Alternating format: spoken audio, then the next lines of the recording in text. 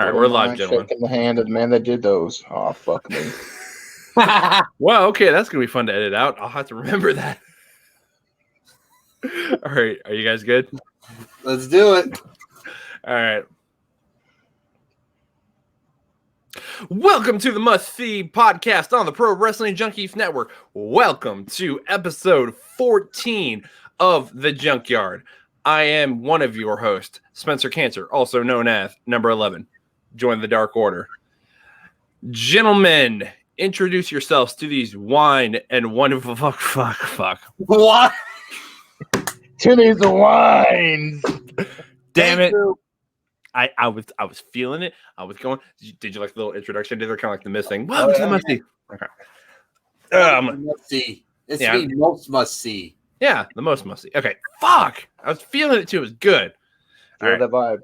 Feel the vibe. Okay. Spencer had that look like he was definitely feeling something. Wait. Save it. Okay. Welcome, everybody, to the most must-listen podcast on the Pro Wrestling Junkies Network. Welcome to episode 14 of The Junkyard. I am one of your hosts, Spencer Cantor, also known as number 11. Join the Dark Order. Gentlemen, introduce yourselves to these fine and wonderful people if for whatever reason they don't know who you are. Well, those of you out there who don't know who we are, you need to finally get out from whatever rock you've been living underneath and get with the program. As you all should know, I am Dennis Day Jr., otherwise known as DDJ, the host of the real most must-see podcast on the Pro Wrestling Junkies Pod Squad. What do you say with DDJ that drops every Monday morning at 12 a.m. Central Time as part of the Pro Wrestling Junkies Pod Squad? Cheap pop. Well, I got to give the people what they want. And ladies and gentlemen, what the people want is I, Jovanni Too Hotty, also known as El Guapo Too Hotty. That's right, El Guapo Too Hotty. It's a new era in the junkyard here. I don't know if you're watching the video version, but usually I'm in the dark. But now we've turned on the lights. Now it's time to see the light. I've seen the light, and the light said it's time for what happened this week in wrestling. All right, so we are coming right off the heels of the 2021 Royal Rumble, which you can go back on our YouTube page or wherever you can get your podcast on Apple or Spotify to listen to not only our prediction show, but for our recap show, that because we were recording Saturday before the Rumble, which will either be Jovan and Dennis, or I might be joining in too. So make sure you guys go check those out, give them some love. But hey, let's talk Raw from this past weekend. We had Drew McIntyre, facing off with Goldberg before their match. I really don't even care about the match. I hope McIntyre goes over, but we'll know by then, by the time this drops.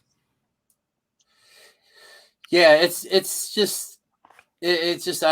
still just really shocked that they, out of all the guys that, they could have put Drew up against, they decided to go with Goldberg. And it's, again, because they felt they didn't have anyone else ready for Drew. Well, whose fault is that? Or whose fault was that and stuff? But I mean, it is what it is. I'm basically at the point, let's just get it over with. I really hope they realize how big this could be for Drew if he wins. I mean, again, he's been carrying the company and that. So, yeah, that's really all I got to say about that. Yeah, man, like you can't add much more to that. Drew's the heartbeat of Raw. He's been keeping this whole thing afloat while this COVID happens. The fact that Goldberg is even in the match or in consideration for a title shot right off the bat, it's ridiculously horrible. Let's go. Let's go.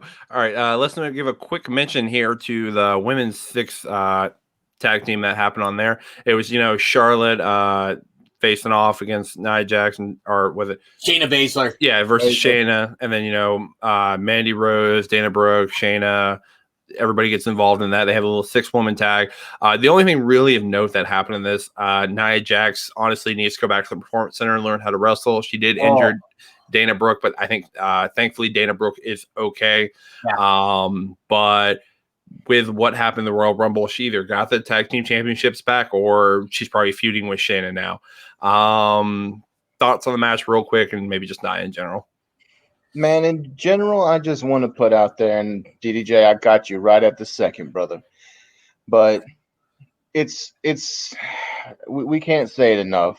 There's no room for unsafe workers. Nia Jax, unfortunately, I think this is going to cost you a championship run again. Hopefully it doesn't cost you more than that, but that's my 2 cents. DDJ? Yeah, like I said, I picked Nia and Shayna to regain the titles, and hopefully I, was right on this. You can find out, you can find out by going back and watching our recap show. But yeah, it's just if it just these people have to put their trust into each other when you go into these matches, and it amazes me that these things keep happening, and it just seems like nothing is being done about it, or if it is, it's not anything that we're privy to. And that, so I mean, it's because I'll admit, when I saw that spot, I cringed. Like every time I saw it, I cringed, and it's like, oh God, I hope Dana's okay. And again, thankfully she is and stuff. But I don't want to say, and I think the right word, and if I'm wrong, please correct me. I don't know if it's. I think is that what nepotism is or something like that, where like because basically it's like where. Because of who she's related to, is why she still has her spot. And it's just, I think it's getting to the point where it's going to be like, okay, are we going to keep putting our women at risk in the ring with this person? Or are we going to try to keep, Dwayne happy? So, by keeping his cousin employed.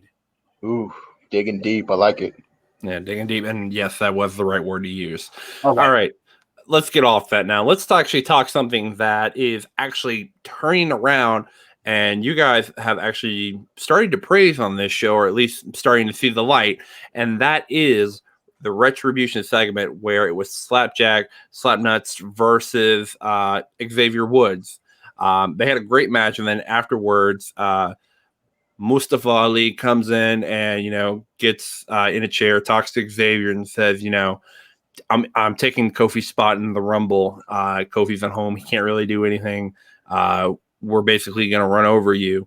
I'm loving kind of what they're doing with Retribution now and using that angle from when Kofi took Mustafa Ali's spot a few years ago before Mania 35. I love they're bringing that back around. And that's what we've been talking about. It's like, hey, if they incorporate that into this group can be successful because Mustafa Ali on the mic, he's great. Yeah, absolutely. Like I said, I was as, anti-Retribution as I think it got, and stuff. But I mean, yeah. And the one thing I said, they can save it by just bringing up everybody's past, and I love this. Like, I love that promo. I loved how, Mustafa Ali was like, yeah, I'm taking Kofi's spot because he did the exact same thing to me when I was hurt. He took my spot. Now and I can't wait for Kofi to get back because we're going to see more in the storyline. And I think if we get that eventual Kofi Mustafa match, it's going to be a hell of a match. And what they did, guys, to make us all care about this again is they put some damn soul into this team. They were not just here for no reason. They actually gave them a goal. They gave them a reason to be. And now that that's happened, we're slowly turning with them because we're like, yes, finally, this is what you should have been doing. So, Retribution, man, I'm on board. Still not buying a shirt yet, though. Oh, don't worry. You'll get one for Thanksgiving. Thanksgiving. Well, Thanksgiving? You mean like my birthday's in a couple months, so. No, you'll be expecting it then. That's why Thanksgiving. Oh, I see. That's right. Yeah, and I just want to give a quick shout out and just send our thoughts and prayers to Mia Yim, Reckoning of Retribution. It was just revealed today that she did come down with COVID-19 like symptoms, so she's going to be out for a little while, and then in turn that does affect Keith Lee because if you didn't know, they are an item. So well wishes to her and hope for a speedy recovery, and we see her back on TV soon. Think Keith Lee needs the blue chew, Jovan? You know what, man? Keith Lee, number one, my man. You were on the list. Yes. And with that, there should be no reason Keith Lee is not being able to perform with a hottie like Mia Yim. Good God, boy. She got it all. Gentlemen, she has it all. Junkies out there, especially talking to you right now, gentlemen. If you want to be able to go toe-to-toe with a Mia Yim, and you know you may come up a little bit short of that full $5 foot long Blue Chew, my brothers, go ahead and give yourself an extra leg up. Get yourself that hot tag right into the bedroom with Blue Chew. Oh, I love a good Blue Chew sponsorship on here. The official, unofficial sponsor of the Junkyard. All right. Next up, I got a few more things to talk about with Raw here. We had the VIP lounge with MVP's, kind of celebration. They got him a nice gold chain, it said THB, the Hurt Business, and then R-Truth gets involved. He's like, oh, no, it was my birthday. It was like, Truth, happy birthday, but of course it wasn't. And then Riddle, came in and, wrecked the Hurt Business. And then that led to a match that was already planned, a Hurt Business gauntlet. It was Shelton Benjamin and then MVP and then Cedric Alexander. If Riddle beat them all, he would get a United States Championship match against Bobby Lashley, which is supposedly going to be taking place at the Royal Rumble, like a kickoff match. But the big thing out of this, one, Riddle did go over, but the big thing out of this is Cedric Alexander is basically costing the Hurt Business and trying to prove that he's the better of the group. And, basically just trying to prove he belongs, but he's doing too much to the detriment of the Hurt Business. So right now, there's a little infighting between the Hurt Business, even though we did consider them like one of the hottest things going, and they still could be, but right now could be a breakup in the Hurt Business coming sooner rather than later. That'd be the stupidest thing. One of the stupidest things they could do right now is break up that group. I think it's stupid enough what they're doing with this infighting, especially right on the heels of that when they won the tag team titles, because that's almost where it started. And so I hope they smarten up and realize how good this group is and how good this group can really be.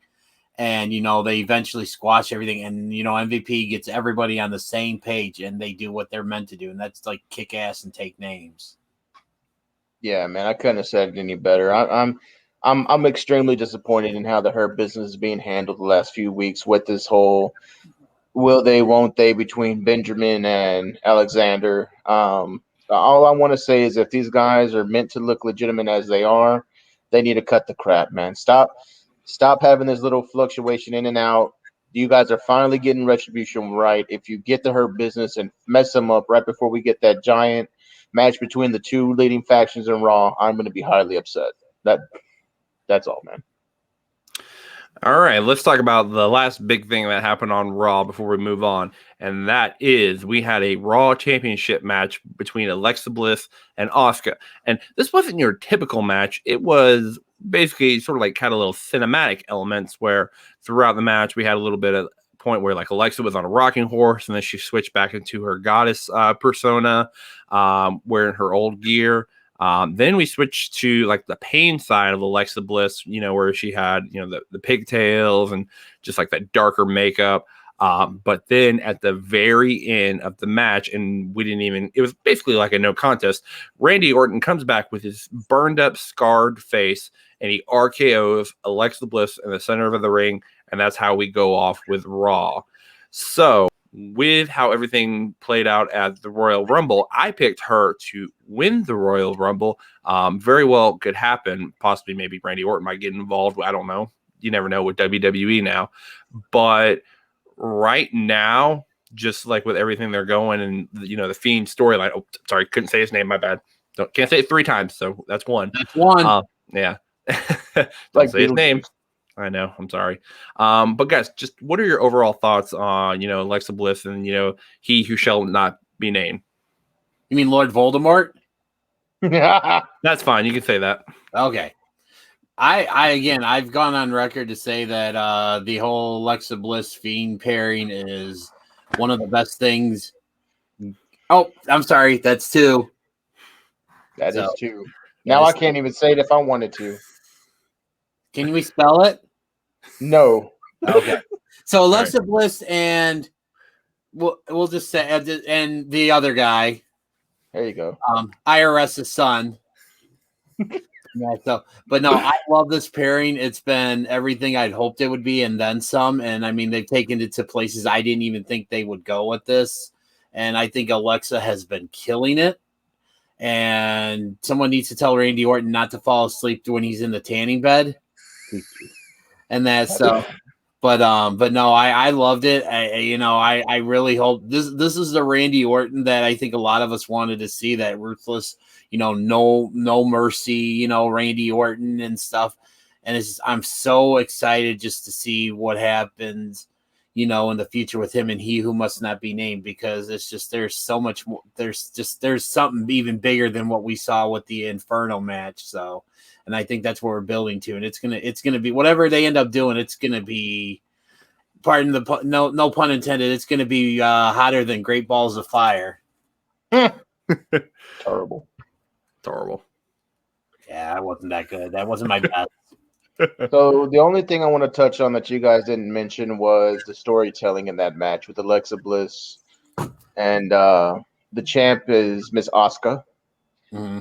There was a point, and like Spencer said, yes, the goddess, the little Miss Bliss, showed up, but she didn't just appear. She seemed frightened and confused, and that speaks to the metamorphosis or the takeover that's happening inside of Alexa Bliss with him. So I'm interested to see where this goes. Is there a way to get Alexa Bliss out of his hands? Is there a way to shut him out? This is one of the best things they have going besides Roman on SmackDown for me. So let's see where the Rumble took it. See what Monday night has for us next week. But keep the story going. It's going good. Couldn't agree more, my man. And if this has not been said before, and it's more than likely to be said, two things. One, Ryan Cabrera, you're on all our list, of course. Mm-hmm. My man. And two, you definitely don't need a Blue Chew with Alexa Bliss, that's for sure. No, not at all. Nope.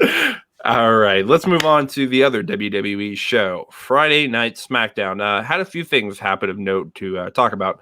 The big thing being after that horrible 8, 9, 10-man match, whatever the hell that was. Started out as a 1-on-1. Yeah, started out as the 1-on-1, then a 5-on-4, then 8-on-10, then a 24. We've got time to kill. Let's throw in somebody else. Yeah, seriously. The big thing You get in the match. Thanks, Oprah. But the big thing that happens is we had a surprise return, not at the Rumble, but on SmackDown, and that is the monster among men, Braun Strowman, is back on TV, and dude looks jacked. Oh yeah, he's got them good meds helping out, recovered and shredded out. Somebody spent some time there. Somebody spent some of their time off in the gym. Yeah, you can definitely tell. Probably had a good showing at the Rumble, but we'll see. But definitely could see him like eliminating a lot of people for sure. Another big thing that happened on SmackDown, we got to talk about this. Bianca Belair. One, she looks like a star, and she got a star-making performance with a win over Bailey. I don't know if either of y'all have seen the Chronicle yet. I haven't, but it's getting tons of praise, and everybody's saying it's really good. So it looks like she's going to get a big push into Mania. Possibly she won the Rumble. So we'll see where they take that with us. Thoughts on this match and just Bianca and Belair in general? Jovanni, why don't you go ahead and start us off?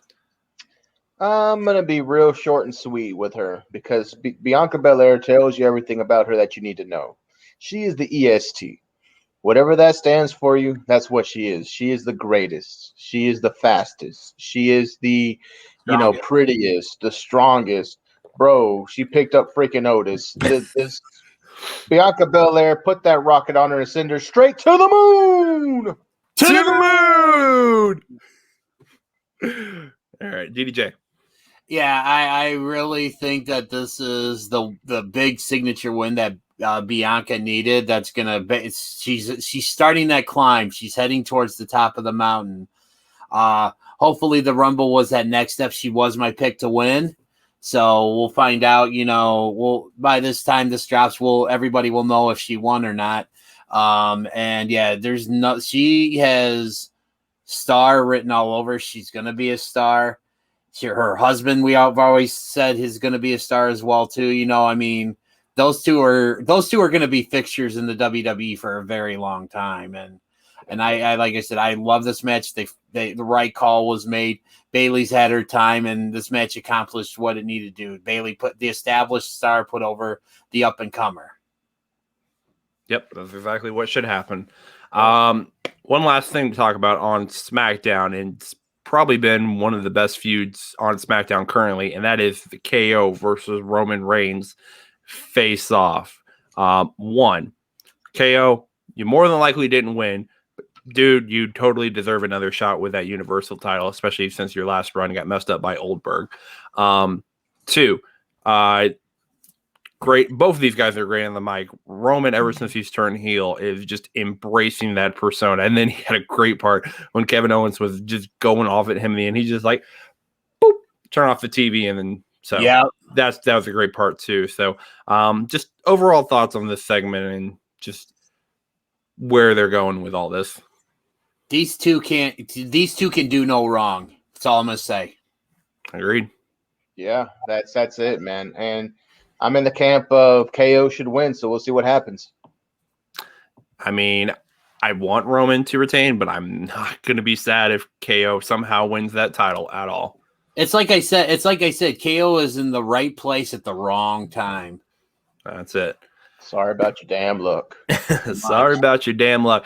Wow, that is a perfect segue into our next show. Nice. Tuesday night, Impact Wrestling. The big story coming out of Impact Wrestling from last week's show.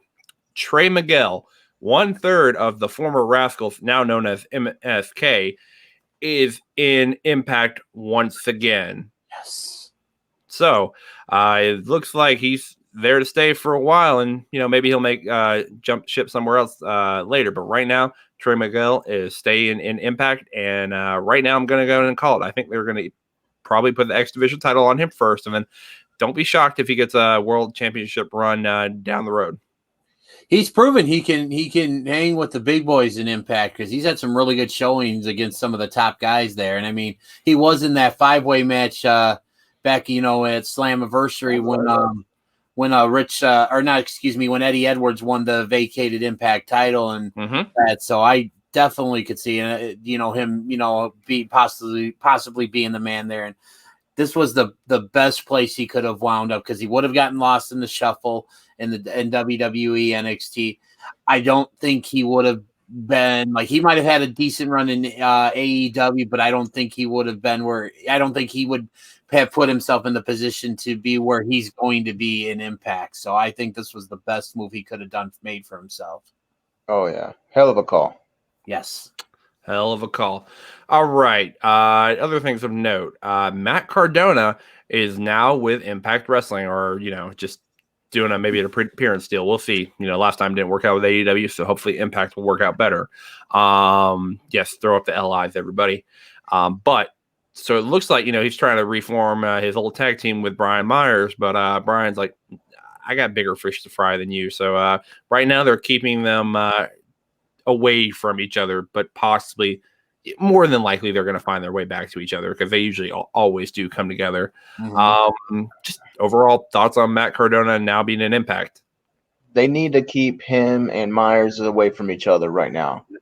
I wouldn't be disappointed if Cardona's run with Impact doesn't see him ever tag with Brian Myers.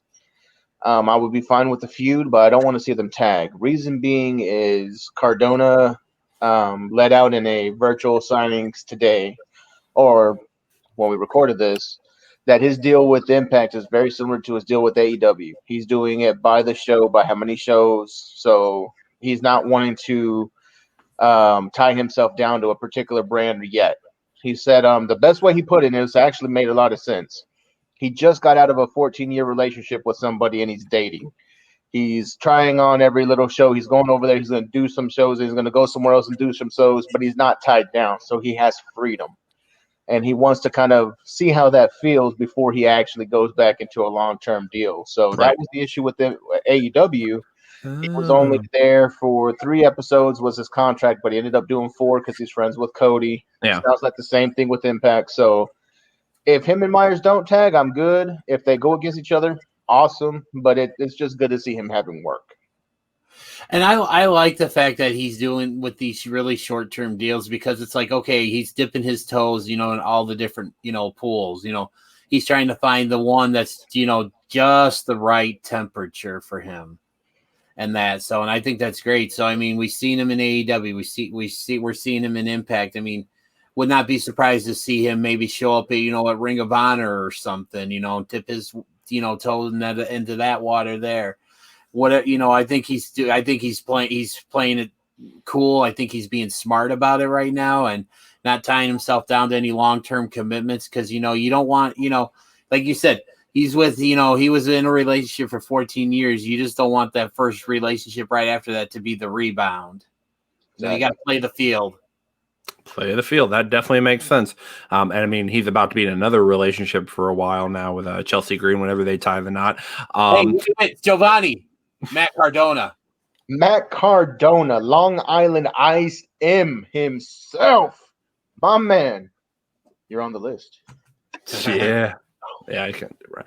All right. So we officially got Matt Cardona on the list because I would have literally came off my screen and slapped the crap out of you for sure. I would have loved to have seen you try that. All right. But yes, Matt Cardona, that definitely makes sense what he's doing with you, kind of like jumping around, testing your feet in the waters, doing like the Goldilocks kind of thing. I think ultimately we'll maybe see him in AEW just with a relationship with Cody possibly down the road, maybe Impact. But this kind of seems like how EC3 has been sort of jumping around. He was in Impact and then ROH. Don't be shocked if like he makes it to AEW for a little bit of a run too. So we'll see with that. But that's really all I had for Impact. Anything else you guys want to talk about there before we move on to the Wednesday Night Wars? Real quickly, man, one last thing on Impact Wrestling is Rich Swann, the champ, I guess is feeling gracious. He's giving Tommy Dreamer a title shot on his birthday.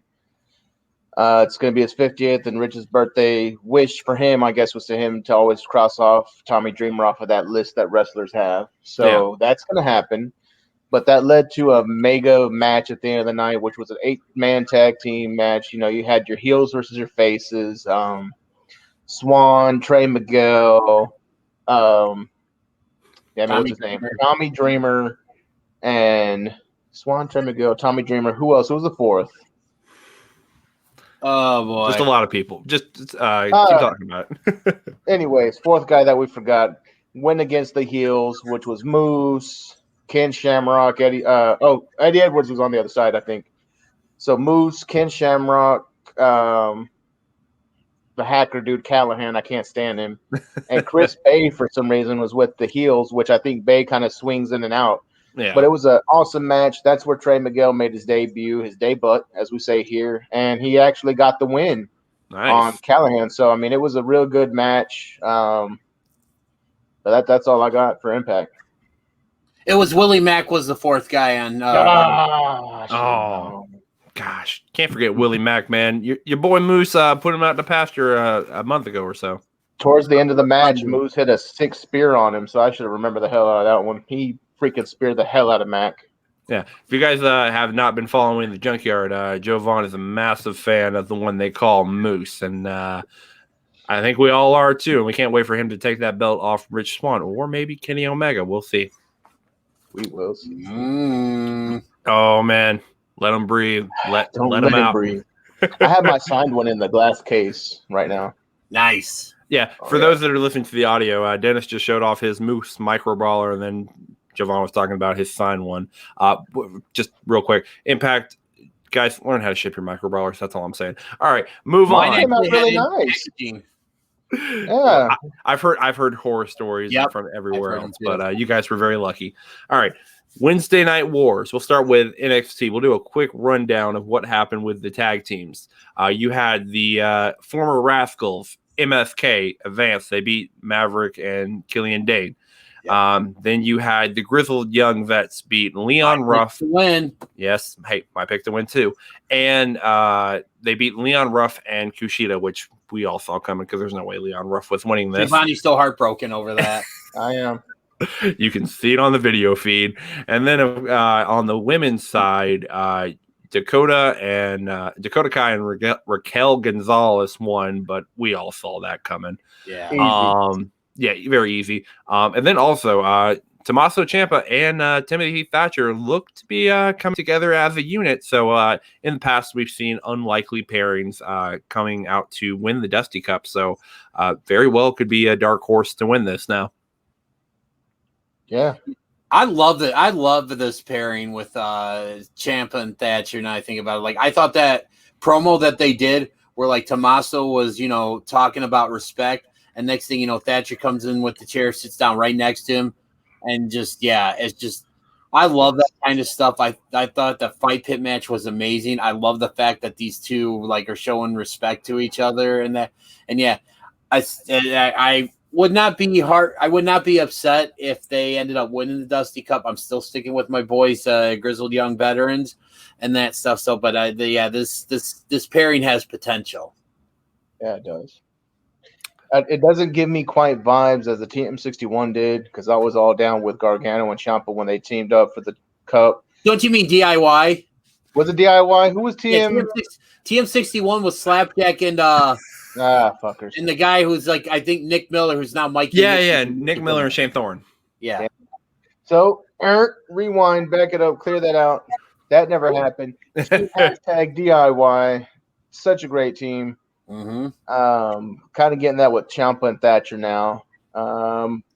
My dark horse man got eliminated, so I'm gonna have to stick with MSK. And of course, if you're not taking Dakota and Raquel to win, what are you doing with your life? Well, yeah, I took Tony Storm and Mercedes Martinez, but we know how that turned out. But it was announced that Mercedes Martinez and Tony Storm are going to be facing the NXT Women's Champion Io Shirai at the next TakeOver, which happens to take place on Valentine's Day.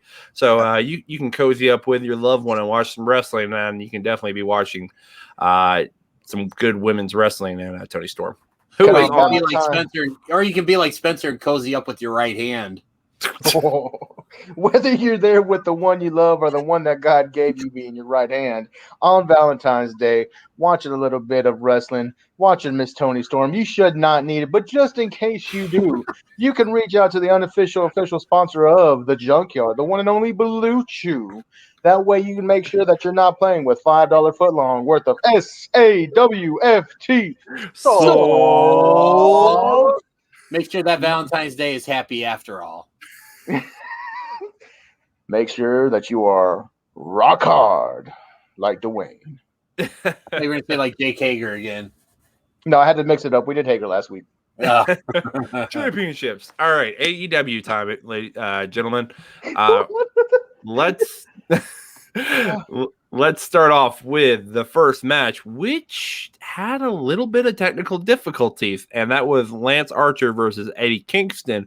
But there were some technical difficulties, either like TNT or just the video feeds messed up. So that whole first match was unplayable. And then it cuts right into the Mox thing, because I had watched it a day later. I was like, what happened? Because everybody was saying something. But thankfully, Tony Khan was like, hey, guys, I'm sorry about that. I'm going to put the full match on YouTube. So he put Lance Archer versus Eddie Kingston for free on the All Elite Wrestling YouTube channel. So props to Tony Khan for stepping up and realizing it was a nationwide issue and rectifying the situation. Real quick, because I watched the match on my TV and I didn't know it. I don't remember seeing anything. Was it an issue with like if you were streaming it like on TNT? Is that what the issue? Oh, okay, that's what I wanted to. Because like I watched my streaming platforms, brother. It was people who streamed on the TNT app. It was people who did it on Fight TV app. It was all the streaming where they found out that there was an issue with the TNT doing the relay. Yeah. Gotcha. Yeah, okay. yeah, I have YouTube TV and it was just unplayable.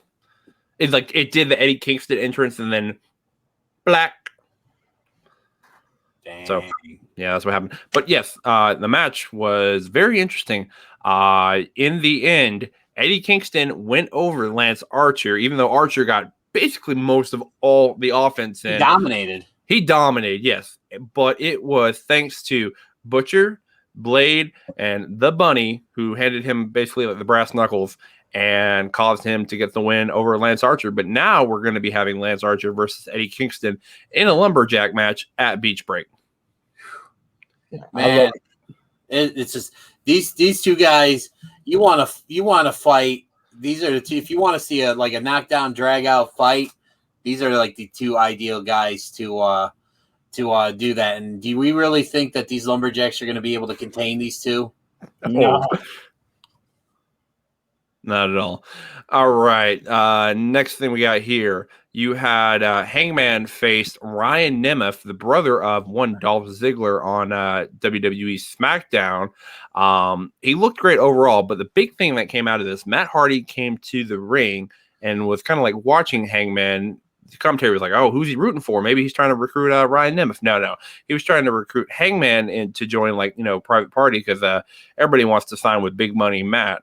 So he basically said, yeah, Hardy Party. But it looks like I said, Hangman or Matt Hardy is trying to get Hangman to be a part of that team. But right now, Hangman just, as we found out last week, he doesn't want to be a part of a faction right now, even though he definitely made the wrong decision. Please, Hangman, join the Dark Order. Please, please, please. But what's your overall thoughts on this storyline, if it's even going to go anywhere? My overall thoughts on the storyline is, Spencer, if you get on your knees, maybe you can get Hangman to join the Dark Order. I would do it. Yes, you would. But no, I like it. Like it kind of goes back to the whole, remember when, I know Jovanni would probably remember this because this is, more in his time. This is way before Spencer's time. But if you've gone back and watched the stuff, remember when Macho Man Randy Savage debuted in the WWF, and literally every manager on the roster at the time, you like Bobby Heenan, Mr. Fuji, Freddie Blassie, they were all trying to recruit him. This is very remnant of that. Like all the managers, all the factions are trying to get Hangman, and I think it's great, and it's, who's next? Do we maybe see maybe Kingston and his group try to recruit him, or something? I love it. I think it's great, and it's going to be clearly Hangman Adam Page is going to be a star in the future, and that. So, but I like this competition between the factions and stuff trying to land his services. It's basically like Hangman Page is this free agent. Everybody's wants him and stuff. So I like it. It's great, man. And I know they're all trying to push the Hardy Party. But honestly, there's a better nickname that we need a shirt of. I want a Carney Hardy shirt. Because that's what Big Money Matt is. He is a damn carny. He's trying to sign anybody that will give him money. He knows Hangman is money. But I think the Cowboy needs to ride solo, man. His best opportunity would have been with the Dark Order, and I'm not biased in that aspect. But he turned them down. He wants to be solo, do his own thing because of what's been happening. That's 100%. I get it, but yeah, let's see what Carney Hardy is going to go after next, man. I'm down for this. Carney Hardy. Ryan Barkin, if you're listening, you just got another T-shirt idea from the Junkyard. We're still waiting on our royalties, but you can hit us up on Pro Wrestling Junkie's Facebook page. All right. All right. Next thing I want to talk about here. Guys, if you didn't know by now, Darby and Sting are hoodlums. They responded to Team Taz and basically just broke a bunch of shit. That's really all I want to talk about that. Next. All right. Next up, we had Cody came out to the ring.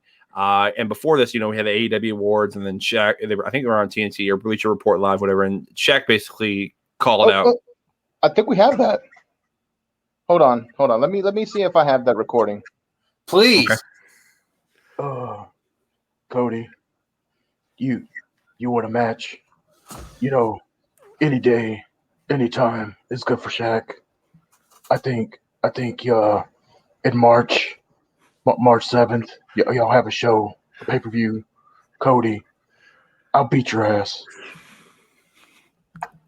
Wow, it heard it right from the horse's mouth. So it looks like it's going to be Shaq and Cody fighting at Revolution. No one else is going to be involved. You know, no Brandy, no Jade Cargill. Oh wait, no, sorry. No. Wait, Yeah. real quick before we get into that. Did we hear it straight from the horse's mouth or the horse's ass?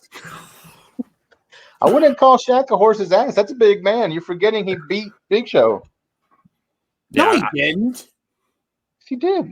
Well, they had like a match or like a moment in the ring at like a Royal it was like Andre the Giant Battle Royal, right? Yeah.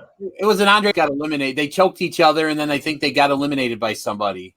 Hey, man, that was a win for Shaq. Yeah, you go toe to toe with Big Show, man. Come on. But anyways, Cody came out to the ring and with Arn Anderson, and basically Arn Anderson chewed him on recorded television and even before with the storyline. But he was like, well, Brandy can't fight Jade. So then he's like, here, let me bring this woman out. And then Red Velvet comes out, stir the whatever she does, because I don't really watch Dark. But then she's like, she did have a great promo, and she's like, yeah, it was good. Jade, you've been pushing us around. Brandy can't, fight her battles right now, but I'll come to her defense and join Cody. So not officially confirmed, but basically confirmed. It's going to be Shaq and Jade Cargill making, I think that'll be her first match in AEW versus Cody and Red Velvet. Guys, I'm going to be honest with you right now. Unless they do something to get me really interested, I could give two shits about this. Obviously we're not expecting, this to be like, in the vein of the Young Bucks versus the Golden Lovers, or, the Young Bucks versus Hangman Page and Omega. You're like, this is not going to be an all-time great tag team match. But you know what? What this is going to do is this is going to get mainstream media talking. This is going to get AEW tons of publicity on TNT. Obviously, on TNT, like Inside the NBA, which is the most watched sports show out there. It's also going to get tons of attention on Fox Sports, CBS Sports, Yahoo Sports, ESPN and stuff. So that's what this match is doing. This match is like going to get AEW so much publicity, and it's going to try to get more eyes on the product. So I'm going to do it for you real nice and sweet here, Spencer, because I know you like it like that. This isn't for you. This is only for one thing and one thing at all. Viewers. Yep. Viewers. Jake Hager did. One word, viewers. All right. You sold me on. I don't even care about how bad the promo is and everything else is going to be. Just the viewers. This is an attraction. This is not a wrestling match. This is an attraction. I think this is a match you would see on the Go Big show, which you can see on TNT, which Cody Rhodes is a host of. And hopefully when he gets done with that, he'll turn heel because he's boring as hell. All right. Moving on. It's like he didn't say that, but let's go. If you didn't know by now, Jovan is a big Cody Rhodes fan. Me too. I like Cody, but he's kind of like Apollo Crews, man. Give me a little bit more. No way. Absolutely not. We need to move on. Damn it. He's going to leave a bombshell. Go on. Oh, that was fun. All right. Let's talk about what I think. I know I'll say it's my match of the week. I don't know what you guys will say, but that is Jungle Boy Jack Perry versus Dax Hardwood of FTR. And stipulation was the other guy would be trapped to Luchasaurus. The other guy, Cash Wheeler. Thank you. Cash Wheeler and Tully Blanchard would be handcuffed to Luchasaurus. I totally brain farted there. That's what I smelled. If you smell what number 11's cooking. So shit. So in this match, basically Jungle Boy and Dax, they went tit for tat in this match. Like whenever you thought something was gonna in the match, it didn't. And Dax was getting so many great moves on Jungle Boy, but Jungle Boy kept kicking out. Yep. Dax, he is an established star with FTR. Yes, they've won the titles and they're gonna get him back eventually. But this match, the primary purpose of this was to get Jungle Boy over and have a great match. And you know what? They did it. They put on a hell of a match. This is a match that if you don't watch anything else from last week, go out of your way, watch this match, and you watch Jungle Boy become the star that he is. I mean, look at what AEW has gone out and do to like really enhance the presentation of Jungle Boy. They bought the rights to Tarzan Boy.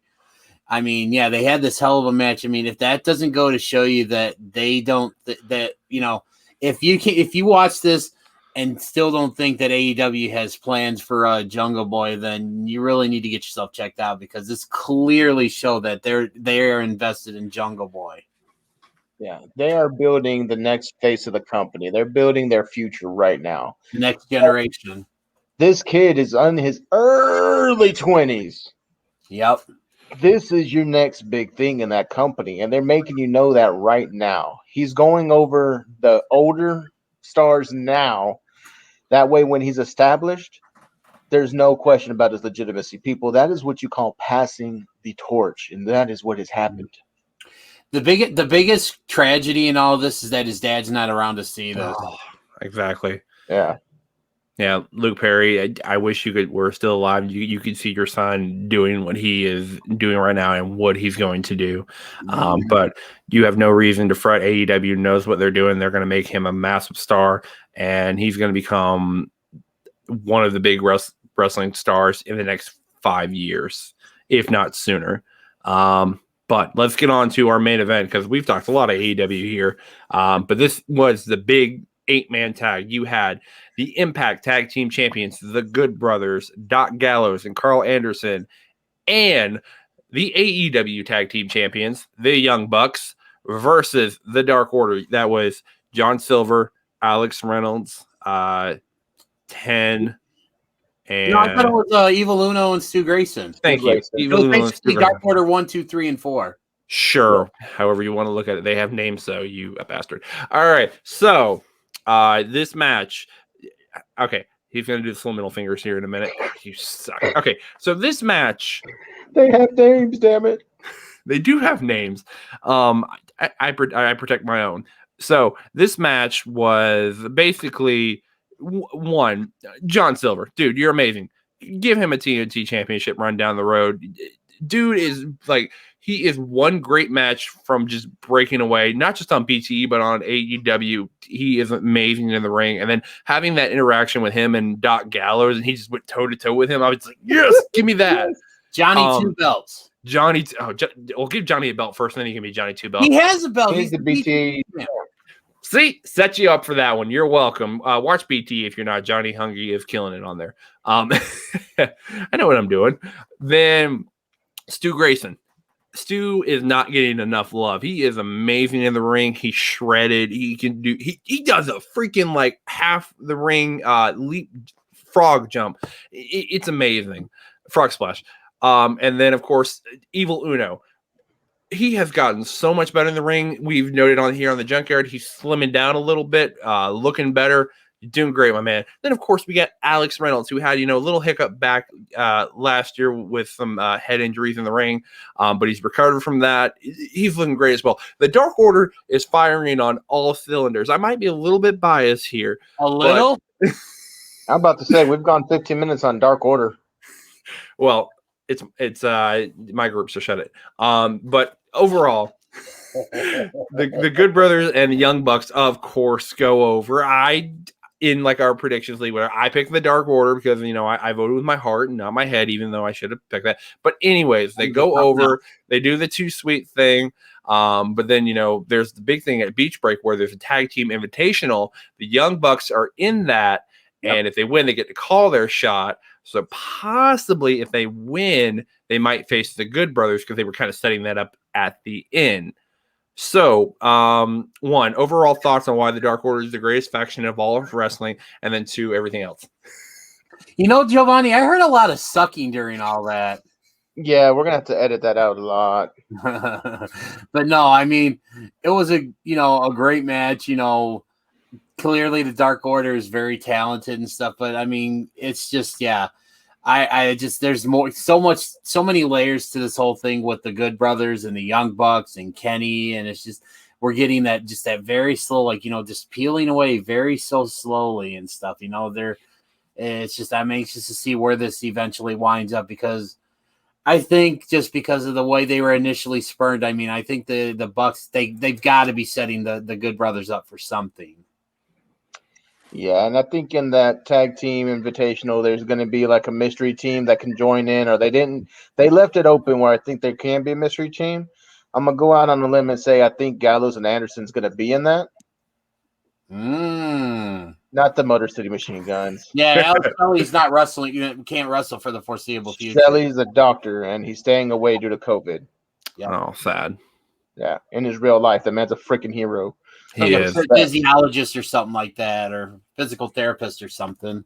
Yeah, but aside from that, man, I mean, you guys pretty much covered everything in your 15-minute love fest of the Dark Order. Oh, Spencer, 15-minute love fest. Oh, I know it was Spencer. Everybody knows it was Spencer. Number 11. But it was a great match. This did everything it needed to. The Dark Order still keeps their momentum. Mm-hmm. The Bucks and the Good Bros get to go out there, throw out Too Sweet, get to do the little crotch chops every once in a while. I'm a Gallows fan, so he does no wrong. It did what it needed to in the final. That's right. All right, so that wraps it up for AEW. We got one more quick thing to talk about that kind of relates back to AEW, but that's something that happened on New Japan Strong that you can see on New Japan World, I think every Friday night, like 10 p.m., right? Something like that. Yeah, something like that. Anyways, so the big thing coming out of this was Kenta has been teasing for like weeks that he's been in Florida or he's been around the United States with his briefcase for a shot at the United States or the NWJ whatever IWGP United States Championship. So the big thing. The big thing that came out of this was Mox showed up on New Japan Strong and attacked Kenta. And it's been official. We are getting at New Japan, New Beginnings USA. In New USA. We are getting Moxley versus Kenta for the IWGP United States Championship. There you go. Yes, finally got it out. It's a mouthful. But in this match, is it time for them to finally take the belt off Mox and give it to Kenta? Or do we keep it on Mox and kind of maybe keep the possible New Japan AEW relationship theories alive? Jovanni, why don't you go ahead and lead off? Man, in everything inside of my bones wants this to be a Moxley win. I don't want to see Moxley lose because he just lost the AEW title. But a part of me understands that he's not able to defend that belt. He's not in Japan. He's not there, and Kenta could easily win the belt, take it back over there, and New Japan is probably going to be able to have him have matches and feuds because Kenta defended that briefcase like it was the belt. So It might be time for Mox to drop it. He does have a child coming, so who knows how long he's going to want to be out, but this might be the last way to really sew up some stuff for him. 100% agree with that. I mean, I think the whole pandemic has really screwed up a lot of plans that I think like New Japan had, especially when it comes to its talent that's based in the U.S. and stuff. And yeah, I think that they had to come up with a way to get the belt off Mox because per his contract with AEW, he's not allowed to wrestle in the U.S. for New Japan. So like he has to go over to Japan to defend that title and stuff. So I just think that I wouldn't be upset if Mox retained, but it just right now it makes more sense to put the belt on Kenta so that way it can be defended on a regular basis. And then when things clear up, things settle down, get closer back to normal, and the travel restrictions are eased and everything, I could easily see Moxley going back to Japan and getting that title back. All right. So that's our thoughts on just a little bit of New Japan in there. We like to throw it a little bit every now and then after I finally get the title out after the third time. So that's going to wrap it up for what happened this week in wrestling. We are coming off the heels of the Royal Rumble. Last week's episode of the Junkyard, we talked all about the Rumble, best surprises, best winners, best Rumbles, all that. This week on this week's weekly roundtable, we're going to talk about the Royal Rumble a little bit more, but we're going to be talking about past winners and maybe people we thought should have won. So here is this week's weekly roundtable. My God, I can't get words out tonight. Oh, I gotta edit that out. Well, I know that. This is the point where I'm taking a break. Oh, we're taking a break real quick? Do you need to take a pee break real quick? Oh, yeah? I'm good. Okay. I'm good. I'm not my grandfather, goddammit. Okay, that was a random comment. Well, no, old people pee all the time. That's why that was the old right. people always pee. Nobody else thinks that old people pee all the time. Is that just me? Did I just pull an ageist bullshit comment? Yes, you did. And that, you son of a bitch. yes, I'm leaving that in here too, so we can call you out. It's all right. Fuck all you old people. I'm just joking. Wow. I'm joking. I had to double All right. down. All right, I'm done. See ya. Oh, well, there he goes. The young guy got offended. Hey, I guess he has old friends. Jovanni, Spencer's leaving, so now the show's going to get good. Oh, wow. Spencer's. Oh, there it is. The originator. He blocked it. Oh, you fucking bitch. So good. You saw it. You saw it. You saw it. All right. You guys ready now? Yeah. Comes with having a 5-year-old kid, so you get to be pretty quick with your reflexes. All right. All right. So as I stated before we cut to our weekly roundtable here, we talked about Royal Rumble last episode. We're going to continue the trend with talking Royal Rumble, but we're going to talk about Royal Rumble winners and maybe did they actually deserve to win? And was there somebody that actually should have won in their place? So we're going to start off with Jovan, because I know you did a lot of homework on this one. So lead us off. Who is somebody that you think won the Royal Rumble? Well, they did win the Royal Rumble, but someone you think should have had that spot instead? Well, gentlemen, I take you back to the year 2014. And when you saw this Rumble, you probably were singing the old song by Eiffel 65 Blue, because the winner was one Blutista. Yeah. Now, we know where this goes. We know how that Mania ends with the Yes Movement in full force. But why couldn't have Daniel Bryan have won that Rumble? We're here in 2021. Daniel Bryan has never got that rub. He's had a hell of a career. He's winding down. And honestly, he may be in his last few years of being an actual winner of the Rumble, to be considered a winner. The time for Daniel Bryan was 2014. Everything was set up perfectly for him. It would have given him the big main event.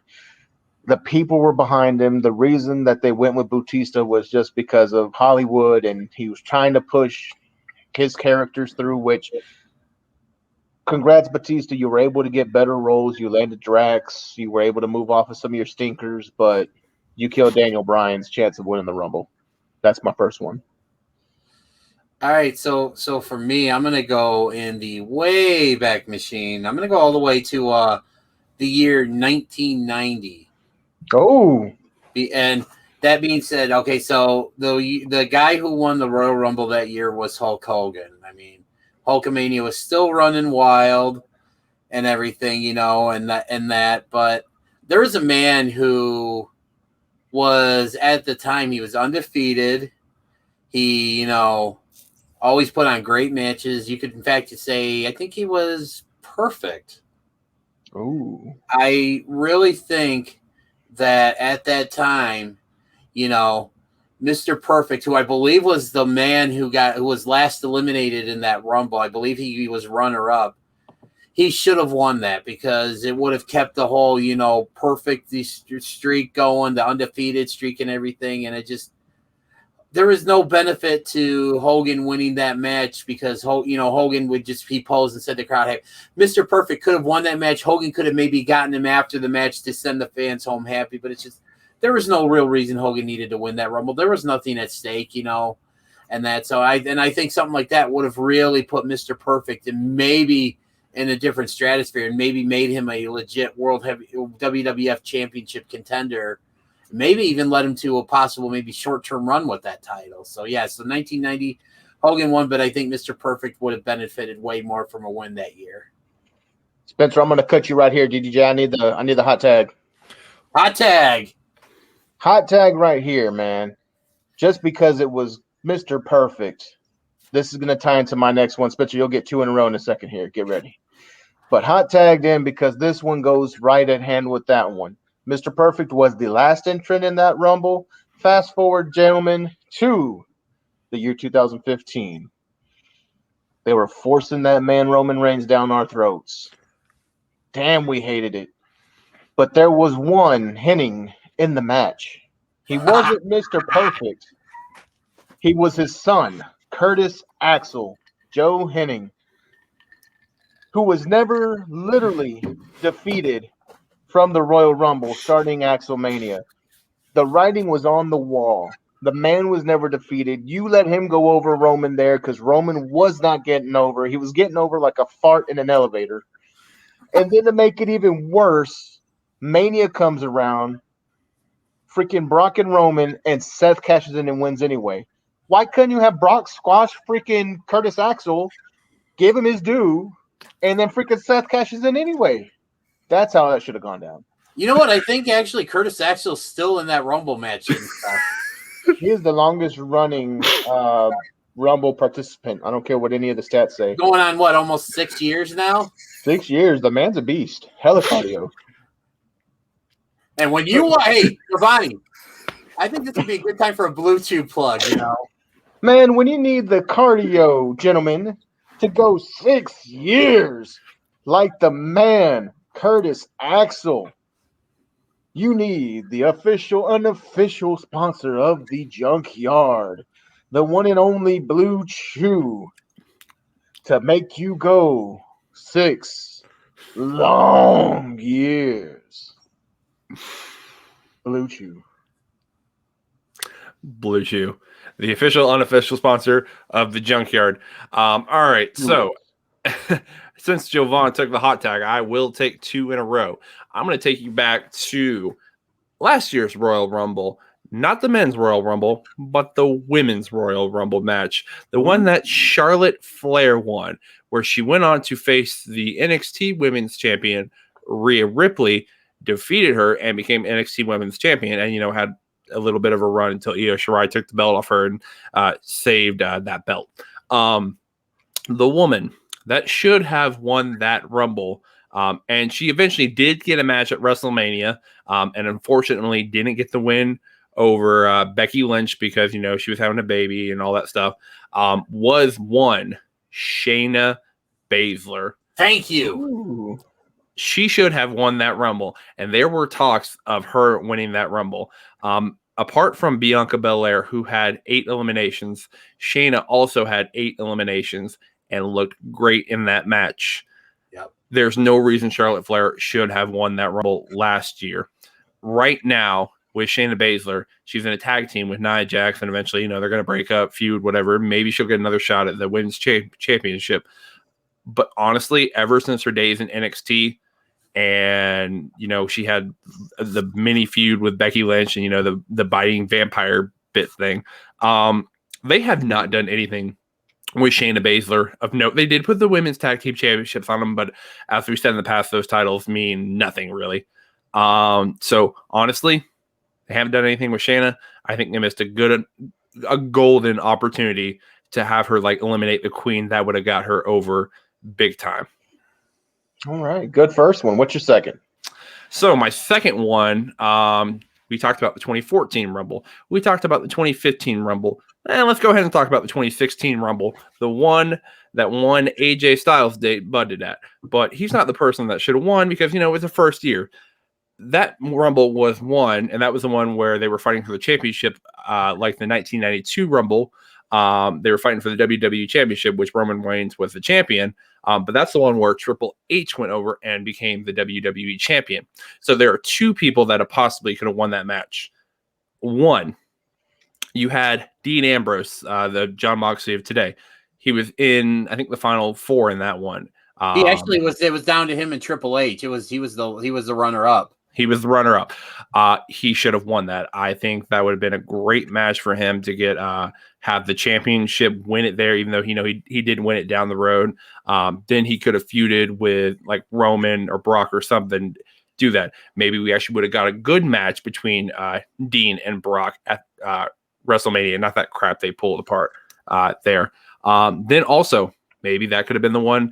Maybe Brock Lesnar could have won that one, because then if Brock won that one, then, you know, Roman would have had a chance to fight Roman and Brock again, but then maybe Dean could evolve. And then they had a match at Fastlane before Mania. It was Roman versus Dean versus Brock.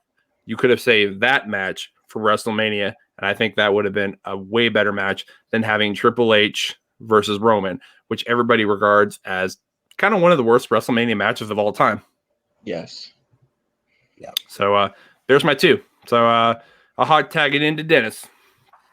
Man, you guys covered all the bases and everything, because I'm looking at, you know, while you're talking, I'm looking at the list of all the Rumble winners, trying to find ones that, you know, that like I disagree with the call. And really, I think most of the time, I think they've actually gotten the right man to win the Rumble.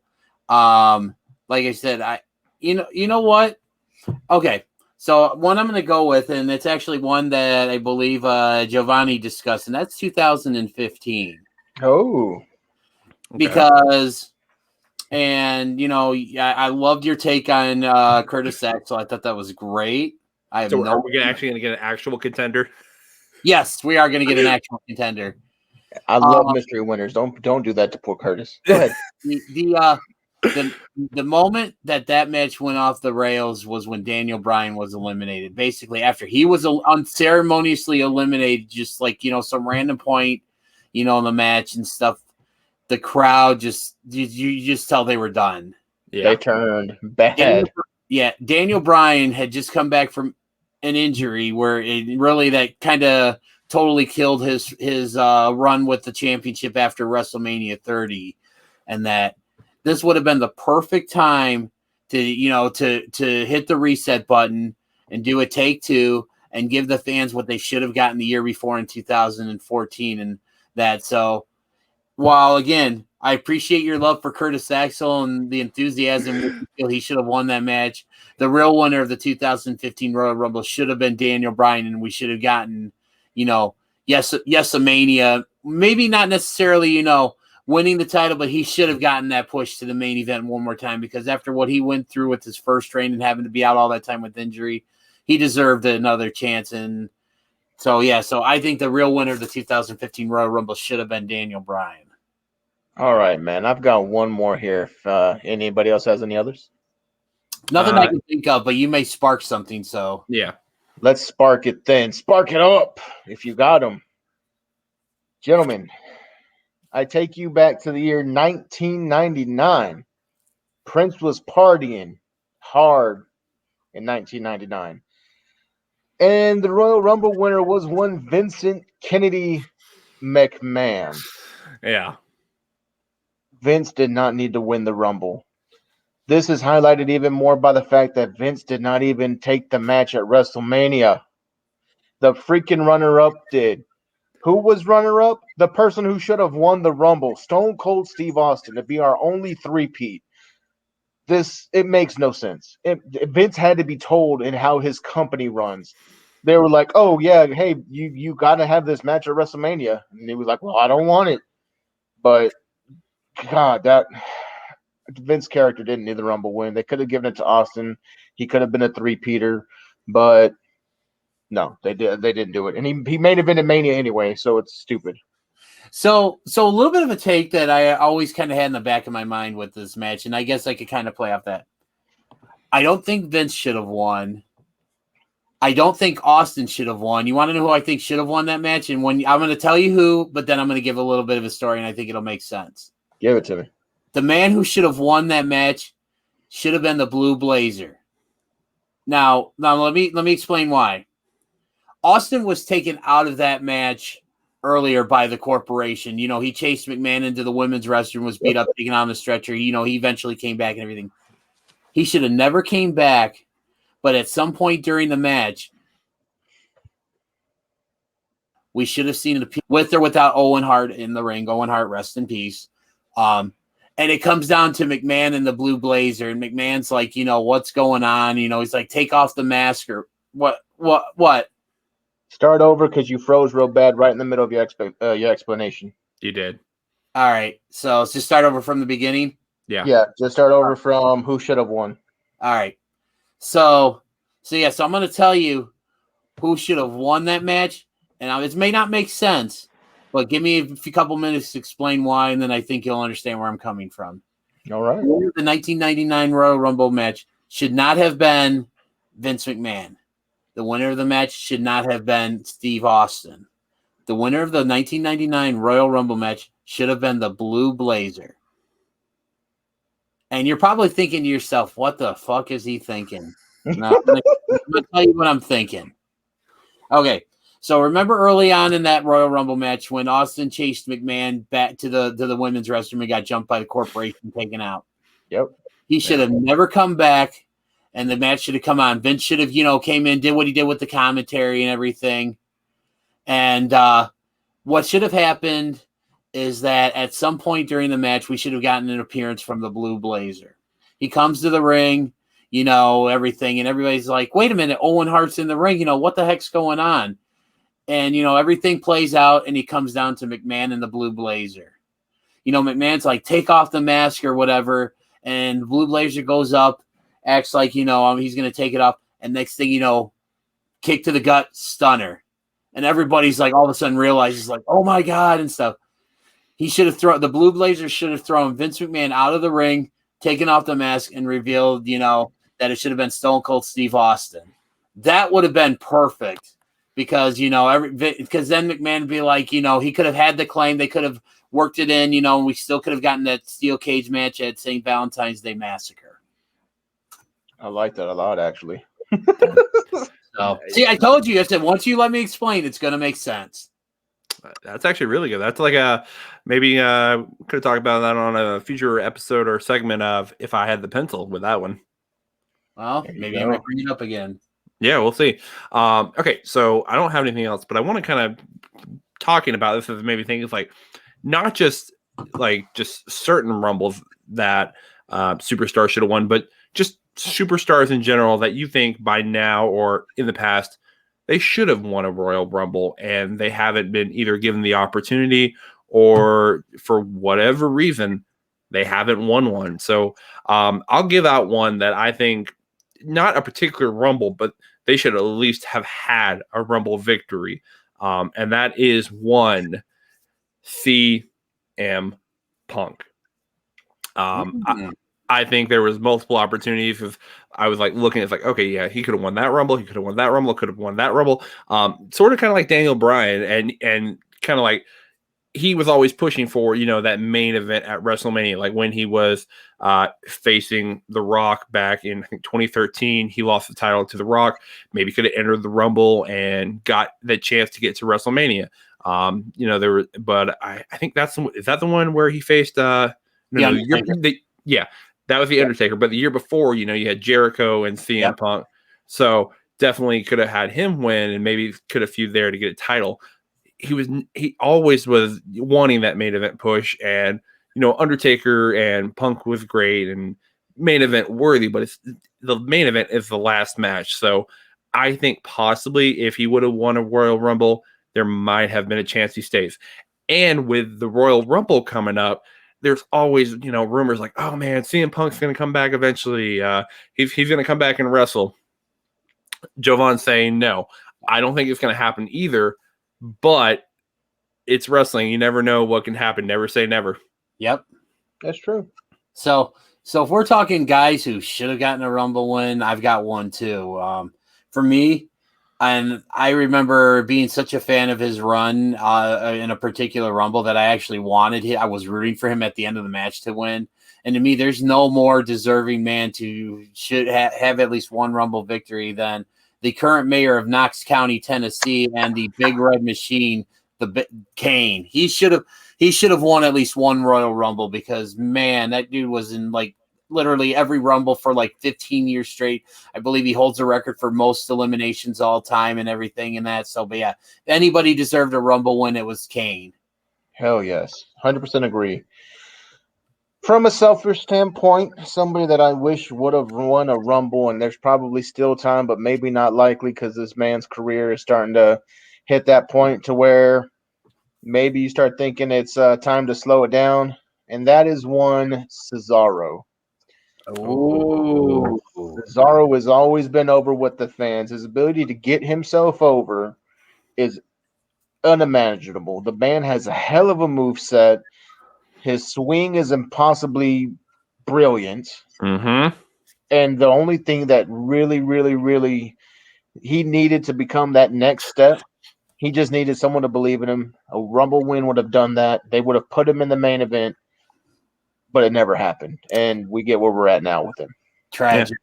Yeah. He did get an Andre the Memorial Battle Royal win. That still counts, right? Nope, don't count. Yeah, And unfortunately. where did that get him? It got him nowhere. Hot take here on the Junkyard. Unfortunately for all you Cesaro fans, he's going to retire from the WWE without winning the world title. I'm sorry. The way it's going, there's no hope for him. He might win a tag title again, maybe an Intercontinental Championship. He's not winning the world title. If he wants that, he needs to go somewhere else. He is being wasted. I 100% agree with you. That man, definitely. And if, depending on how this Royal Rumble goes, this man needs to be put on that list too. And that's the yes man himself, Daniel Bryan. Unless he wins this Rumble, he's gonna finish his career without winning the Rumble because, like we said, he has very little time left. He has a kid at home. His days of being a full-time wrestler, he just had another kid with Brie. His days of being a full-time wrestler are over. So you know what, Spencer? I have it on a very good authority that Daniel Bryan, the yes man himself, doesn't have to say yes to Blue Chew, but just in case you do, make sure you check out our unofficial official sponsor of the Junkyard, Chew It with Blue Chew. Nice. Oh, I had to get another one in there. So yeah, that's gonna wrap it up for me. Do you guys have any final thoughts on this topic here, or are we ready to take a little trip to class? I'm ready to educate some people. Let's get our thinking caps on. All right. I think we skipped it last week, but it's coming back hard and strong. Nah, SAWFT. So. And here's this week's classroom segment. What is this thing called again? Old school? Old school. Thank you. Old school. Yeah. Hey, guys, let's take a trip. I'm sorry. We just haven't done it in a while, so I forgot how I did it. All right, so hold on. All right, we talked a little bit of Royal Rumble. It's time for us to get a little educated, guys. It's time to take a trip to class. Oh, that's gonna be a nightmare to edit there. All right. Do you guys have a picture ready? I do. Yeah, hold on. I'm pulling them up. Tell me you're ready. Go ahead. Oh, fuck. We're flying through this. Yeah, we've been a lot cut in our answers. Like, I've been giving short answers when DDJ goes long. And I've been giving short answers when you go long. How we do it. Okay. Right? Yep. All right. Okay, hold on. We're not back yet. Are you good? Yep. Okay. All right. We are in desperate need of some learning here tonight. So for those of you that have missed our old school segments, what happens is I ask these gentlemen who they're going to pick as the wrestler we're going to talk about. If they're right, cool. That's great. If they're wrong, I get to rub it in their face. So hopefully they're wrong. So DDJ, Jovanni Hotty, professors DDJ and Jovanni Hotty, reveal to our audience and our audio listeners who you guys picked. All right, so Jovanni's got Shawn Michaels. DDJ, who do you have? I have he's not Stone Cold. I have Stunning Steve Austin. Really? Stunning Steve Austin. Wow. We're going old school here. You guys don't think maybe I picked somebody new school or something? I have a feeling it's Edge. No, we've talked about Edge before, but those are good picks, and I think we'll save them for later, maybe next year's Rumble show. But I'm going with the man that everybody thinks is going to win the Rumble this year. I'm going with the yes man himself. All right. Yes. Daniel Bryan, because like we've all said, this could be his very last Rumble.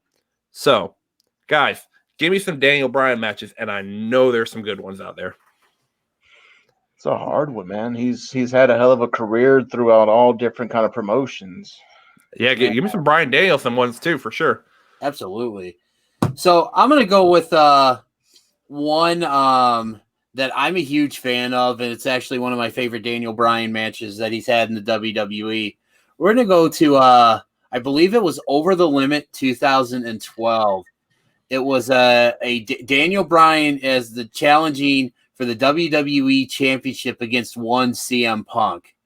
Ooh. I when I heard this match was happening, I got instantly excited. I didn't need a Blue Chew to get hard then. And that but no, this match was a wrestling clinic. It's a lot of throwbacks to their time, and Ring of Honor. And it was just it's just that match encapsulates everything I love about professional wrestling. So guys, my first pick, Daniel Bryan versus CM Punk from Over the Limit 2012. All right. I'm going to take it back to that promotion that DDJ just mentioned. I'm going to give you a little bit of Bryan Danielson in the Ring of Honor against one of my favorite all-time wrestlers to ever step out of the Ring of Honor promotion, because he's going to kill you. Bryan Danielson versus Samoa Joe. Oh, nice. Ooh. ROH Fight of the Century 06. All right. DJ. All right, so I'm going to go with another Daniel Bryan classic. I'm going to go to 2010. Daniel Bryan still fresh off his time in NXT, was recently rehired back, had just won the United States Heavyweight Champion from The Miz at Night of Champions 2010. And that, so he would go on a couple months later to have just a mat classic. And it was an interpromotional match. It was Raw versus SmackDown. It was champion versus champion. It was Daniel Bryan as the U.S. champion against Dolph Ziggler, the Intercontinental champion from Bragging Rights 2010. Man, these guys went and they put on a hell of a match. And that was easily the match of the night. And I believe it was so good. The fans wanted more, and they got more the next night on Raw. But just that match between those two at Bragging Rights 2010, that is a must see. All right. I haven't seen that one. I'll have to check it out. Jovanni Hotty. This one, and it's just because of the matchup of styles. We all love the big man versus little man, and Daniel Bryan is by far and no means a little man, but against this competitor, he was. I'm taking you guys to the Survivor Series 2018. They had one Daniel Bryan going up against the Beast incarnate Brock Lesnar. That's a good one. Hell of a banger, dude. They played in. Go ahead. I was just gonna say, remember that was fresh off his heel turn. Like he just started that heel turn. So so good. Yeah. What you got, DJ? All right, so I'm gonna find a non-WWE match, but just everything I think of, with Daniel Bryan, Bryan Danielson, is just all just his stuff in the WWE, because I'll be honest, I haven't seen too much of his stuff before then. I know on the WWE network they just put up the best of Bryan Danielson. I believe it's in WXW. So I mean, in that, so you guys may want to go check that out and stuff. But we all remember his infamous match with Sheamus at WrestleMania 28 when he lost in like seconds. He got a kiss. He got a good luck kiss from AJ Lee, but it turned out to be a bad luck kiss because he got kicked in the face. Death. Well, I mean, is that really such a bad thing? Absolutely I would not. take a kick in the face from AJ. Well, let's ask CM Punk and see how he feels about it. But hey, Jovanni. I was going to say CM Punk. Charles Manford Punk. My man, you are on my list. Nice. So But what a lot of people don't know is that these two would have a rematch about a month or so later at the 2012 Extreme Rules pay-per-view. It was a 2 out of 3 falls match. And, man, this was the match we should have gotten at WrestleMania because these two went at it for an extended period of time. It went 3 falls. It was brutal. It was hard-hitting. There was a lot of great mat action on there. So we all remember what happened at WrestleMania 28, but I don't think a lot of people remember what happened at Extreme Rules. So, guys, go check out Daniel Bryan versus Sheamus from Extreme Rules 2012. DDJ went WWE heavy. I'm going ROH heavy because I love ROH. I'm giving you one Bryan Danielson, who at the time, I believe he was champion. Let me see here. He was ROH World Champion. He was going against the current pure champion to unify the belts. And I don't know if you guys might remember this guy. It's a little wrestler by the name of Nigel McGuinness, now known to the world as one Nick Aldis. Guys. Wait, Nigel McGuinness was Nick? No. What? You said Nigel McGuinness, now known as Nick Aldis. He's not Nick Aldis? There's two completely different people.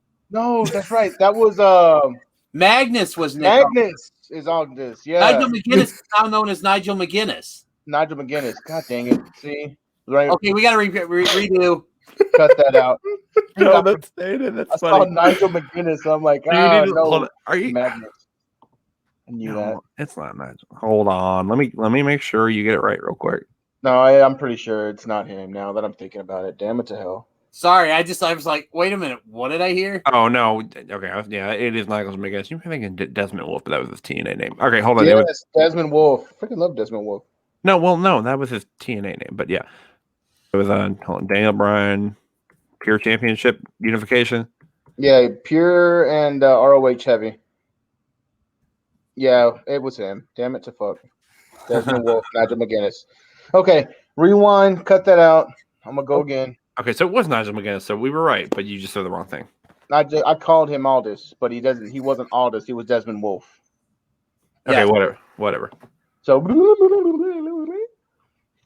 since DDJ went WWE heavy, I'm going to keep it in the ROH heavy for everybody because I love ROH. And this match comes to us, man, out of 2016, ROH Unified, which is the perfect title for this pay-per-view because it was a belt unification match between the ROH champion, Bryan Danielson, and the pure champion, one Nigel McGuinness or Desmond Wolf to you TNA faithful. When you talk about hard-hitting match, man, these guys went at it. This was the match, one of the matches that kind of let you know what ROH is all about. Non-stop action, hard-hitting.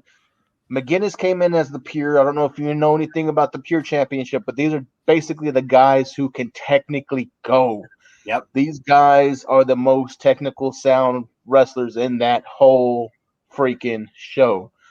And Daniel Bryan, if you've seen any of his matches, come on. You know this guy's a technician. This is a technical, beautiful match. Do yourself a favor. Look it up. ROH Unified 06. McGuinness, Danielson, title unification belt. I won't spoil the finish, but it's a good one. Okay. And didn't they just bring back the Pure Championship just recently? Yes, my man who is on the list, the current pure champion in ROH, Jonathan Gresham. All right. DDJ, you got anything else for the people? One more, and this is actually a Ring of Honor match as well. Ooh. All right. So we're going to go back to 2005. Daniel Bryan was on the rise in Ring of Honor. I should say, Bryan Danielson was on the rise of Ring of Honor. He was becoming quite the fan favorite and everything. And he was, he had a match here.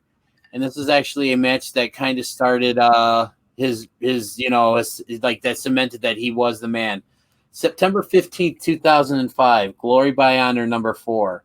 Bryan Danielson challenging a man who we all know as one half of J&J Security, 1/3 of the Young Dragons, Mr. Jamie Noble. But back in the day, he was known as James Gibson. And at the time, he was the reigning, defending ROH World Heavyweight Champion.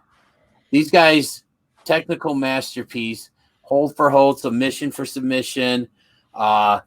This match here, Daniel Bryan made James Gibson tap out to a crossface chicken wing. And this began the reign of Daniel Bryan, which lasted 462 days. And not only that, probably the most impressive fact about this reign was that he had 38 successful title defenses. Nice. So guys, not only does this match really showcase Daniel Bryan, Bryan Danielson, but this also puts a spotlight on someone who does not get nowhere near the love he should for what he can do and what he was able to do in the ring with Jazz. And I'm talking about Jamie Noble, a.k.a. James Gibson. So, guys, if you can find it, if you have Honor Club, if you have the DVD, YouTube, Daily Motion, go check out Daniel Bryan winning the Ring of Honor World Heavyweight Championship for the first time by beating James Gibson. All right. That's one out of left field. I didn't know Jamie Noble could really go. He can go. You can go. I'll check that one out. Jovanni, what you got for us to take us home? I'm going to let DDJ wrap it on that one, man. That was a damn good match. I think we're at 3-all. That's all the Daniel Bryan you need unless you feel like you really want to dig in the archives and just watch Daniel Bryan versus John Cena. Anytime. Those guys. Oh, yeah, 2013. Or watch, here's an honorable mention. From the very first episode of NXT, Daniel Bryan, a very young rookie Daniel Bryan against the World Heavyweight Champion at the time, Chris Jericho. There you go. All right. And just because I need to just go ahead and throw this out there, even though it shouldn't need to be said, go watch WrestleMania 30. That was one of his breakout moments there when he fought Triple H, and then he had the triple threat with Randy Orton, Batista, and then he held the titles. The Miracle on Bourbon Street. Go watch that for sure. That just needs to be said. WrestleMania. That's my 2 cents on that one. WrestleMania. WrestleMania. That's what I said. WrestleMania. Oh, That's WrestleMania. right. That's right. WrestleMania. Maybe we'll get it this year. We'll see. But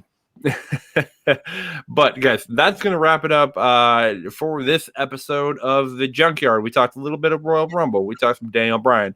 Talked some wrestling. It's time to take it home. Guys, you can follow Pro Wrestling Junkies at PW_Junkies on Twitter, on Instagram, on the YouTube page. Make sure you guys subscribe to our YouTube channel. We have some great shows coming on there. We got Brad Marcus with Show and Tell, Getting to Know a Junkie. We have myself with Let Me Out. Also, Dennis does a few episodes on there. He's got some micro brawlers to unbox. Make sure you guys, Jovan, he's a fan of keeping it in.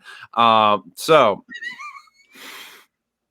with that being said, make sure you guys go join our group. That's where we do very active there, and then go join the Pro Wrestling Junkies marketplace. You can sell, trade, buy safely, no issues there. Also, go to prowrestlingtees.com/Pro Wrestling Junkies. Get yourself some Pro Wrestling Junkies merch. When this episode drops on February 2nd through February 4th, they are having a customer appreciation sale, 20% off. So save yourself a little bit of money getting some PWJ merch. Perfect time to buy a What Do You Say with DDJ shirt. Oh, yeah, that's one of the big announcements. If you guys can check out What Do You Say with DDJ, he's dropping some shirts. Eventually, Junkyard shirts are coming, but, we're taking more time on them because they need to be perfect. Jovanni Too Hotty, our own Jovanni Too Hotty, is working on that one, so hopefully we'll get some designs out there soon. Oh, yeah. The essence of going off the rails perfectly. That's right. Yes. Yeah, welcome to the Junkyard, where we make going off the rails an art form. And you can follow myself on my personal Twitter account at number11SC. Dennis, get your quick plug in here real quick. You can follow me on Facebook at Dennis Day Jr. Follow me on Twitter at Dennis W. Day Jr. I also have a Twitter handle for the What Do You Say podcast at What Do You Say DDJ. And then also I have a Facebook page for What Do You Say with DDJ, just as What Do You Say with DDJ. I'll be posting news and bits and all that stuff about the shows on both of those. So please, if you haven't already done so, follow me on those shows and be sure to catch a brand new episode of What Do You Say with DDJ every Monday at 12 a.m. Cheap Very pop. nice. Cheap pop. Got to give the people what they want. And where the people one is on, once again, Jovanni Too Hotty, where you guys can follow me outside of the Junkyard, will be in the Pro Wrestling Junkies Facebook page, guys. I'm literally there every day. I am be found there under my legal name, Jovan Menacho. But if you are just a fan of Too Hotty, get on that Twitter machine at Jovanni Too Hotty. I'll be there waiting for you. Ooh. And for the people that don't know, Jovanni Too Hotty is officially endorsed by the one, the only Scotty Too Hotty. Yep. Doesn't get better than that, ladies and gentlemen. That's right. Jovanni Too Hotty, the man that does the WORM, the most dangerous move in all of wrestling. Spencer, it is the most dangerous move in all of wrestling, all of pro wrestling. And you know who's going to find that out firsthand? I'm looking at you, Mr. Jorge Conti. That's right. I waited to the last minute, the last second to get you on my mind. Why? Because I want you to know that no matter how many times I have to call you out, Talking Shop of Mania 3, 4, 5, it doesn't matter. Me and you, 1v1.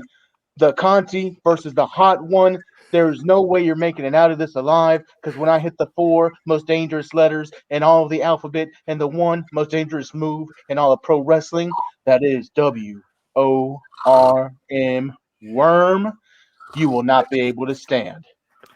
Oh, is he done? Yeah, he's done with taking his shoot on Jorge Conti this week. Real quick before we go, I think it's pretty bold of Jovanni to do this. Yet, have you ever tagged Jorge Conti in any of these posts? I have not, gentlemen, because I don't think he's very active on social media. He's hiding behind my woman, but we will get to him one day. Yeah, well, he's not the only one hiding behind your woman. Also, one Johnny Hungy is coming after Tay Conti too. But hey, yeah, I support him on that one. Johnny, you may be gold, but look right here, feller. You don't want the worm. You might be all 5'2" of pure 100 American-made beef, but I'm a worm, motherfucker. We eat beef, so you don't want none, Johnny. You can get it too. Move over, Dennis Rodman. The real worm is in town. Right. All right. So now that Jovanni is done putting himself over Jorge Conti and John Silver, which that's not happening because I support my boy. So if he wants to go after Tay Conti, but at least hook me up with Anna Jay, we're good. But guys, it's time to take it. Date. Huh? You guys can double date. Yes, we can. But guys, that's going to wrap it up for this edition of the Junkyard. So boys, strike the pose. Let's take it home. How we end every episode of the Junkyard. Junkies. Okay. How we end every episode of the Junkyard. Junkies out. Bang. I didn't hit end broadcast.